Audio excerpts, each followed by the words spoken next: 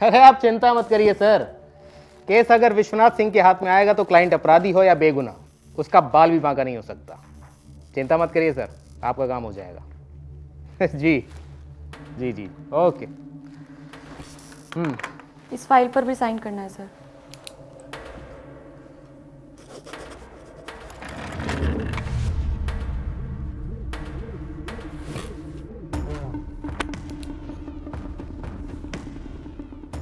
Appointment था इनका? No sir. कौन है आप? अपॉइंटमेंट नहीं है सर मेरा, और आपको देने के लिए मेरे पास पूरी फीस है। ये लीजिए 2 लाख रुपए का चेक। हाँ ये सब तो ठीक है, पर केस क्या है तुम्हारा?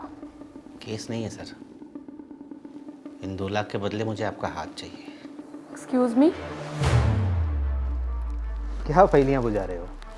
सीधा सीधा बताओ ना, बात क्या है? इतनी जल्दी भूल गए सर? अभी तो इस बात को 3 महीने भी पूरे नहीं हुए। किस बात को? मिस्टर, प्रॉब्लम क्या है आपकी? मुझे आपसे कोई प्रॉब्लम नहीं है, मेरी प्रॉब्लम तो मेरे सामने बैठी हुई है, the great lawyer Vishwanath Singh, जो आज तक कोई केस नहीं हारे, चाहे इनका क्लाइंट अपराधी ही क्यों ना हो। सीधा सीधा बोलोगे बात क्या है, या धक्के मार के निकलवाऊं यहाँ से बाहर? धक्का तो आप मुझे मार ही चुके हैं सर, ऐसे अंधेरे गड्ढे में जहाँ मेरा कोई भविष्य नहीं है। ये नशा वशा शराब पी कर आए हो? नशा करके आए हो क्या तुम? पीकर मैं नहीं आया हूँ सर, पीकर तो उस दिन वो आदमी गाड़ी चला रहा था, सौरभ सिंह, जिसका रोड एक्सीडेंट का केस आपने लड़ा था। सर उसका शिकार मैं ही था,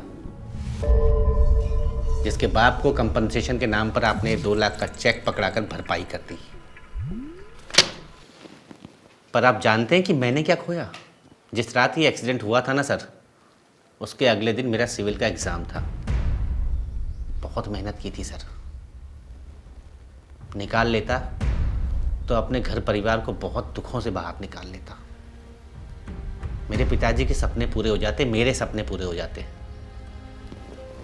पर उस अमीर ज़्यादे के नशे के जोश में ना सर, मेरा पूरा भविष्य खराब हो गया।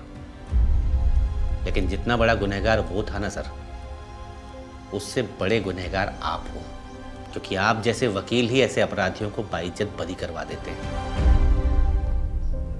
आपने मेडिकल रिपोर्ट बदलवा दी सर, और ये साबित कर दिया कि उसने उस रात नशा किया ही नहीं था।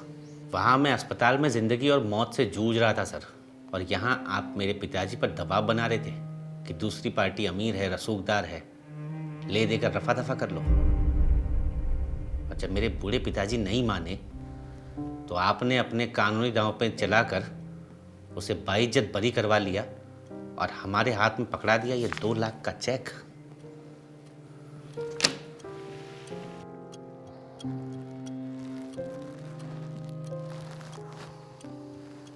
देखो, तुम्हारे साथ जो भी कुछ हुआ उसका मुझे दुख है, लेकिन मैं एक लॉयर हूं, मेरा काम है केस लड़ना और अपने क्लाइंट को केस जितवाना। मुझे नहीं लगता कि तुम्हें बहुत ज़्यादा इमोशनल होने की ज़रूरत है। ये बाजार है, इमोशन की कोई कीमत नहीं होती। सर पर न्याय व्यवस्था तो सबको इंसाफ दिलाने के लिए बनाई गई थी ना, आप लोगों ने इसे धंधा बना दिया है। क्या लगता है आपको ये अपराधी बाइज्जत बरी होने के बाद दोबारा ये अपराध नहीं करेगा? करेगा सर, और खुलकर करेगा।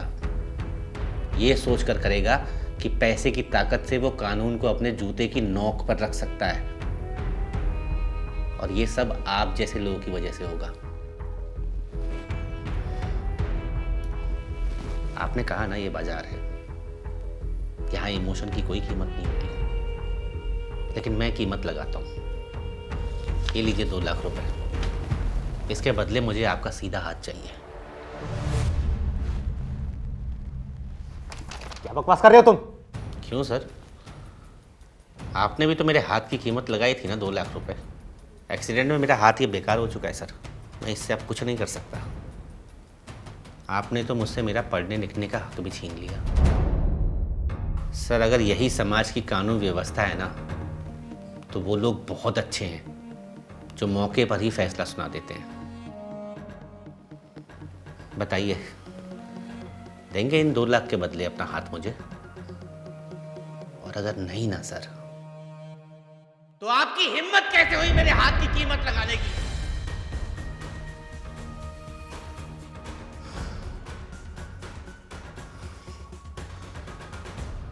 डरिए मत सर, मैं आपको कुछ नहीं करूंगा, लेकिन मुझे भरोसा है सर कि जहां नीचे वाले इंसाफ करने में गलती कर देते हैं ना, वहां ऊपर वाला इंसाफ करता है। याद रखना सर। और ये 2 लाख की भीख ना सर, मैं आपके मुंह पे मारता हूं।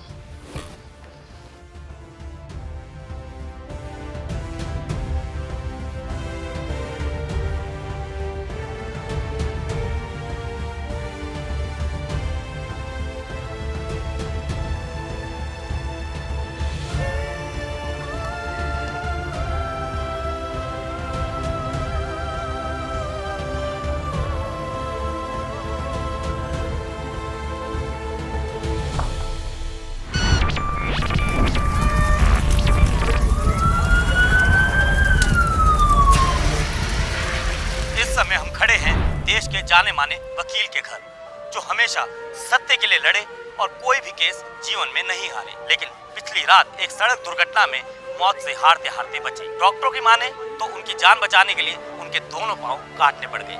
जी हाँ, मैं बात कर रहा हूँ जाने माने वकील विश्वनाथ सिंह की, जो हमेशा गरीबों का सहारा बने, हमेशा सत्य के लिए लड़े, कभी भी कोई केस नहीं हारे और हमेशा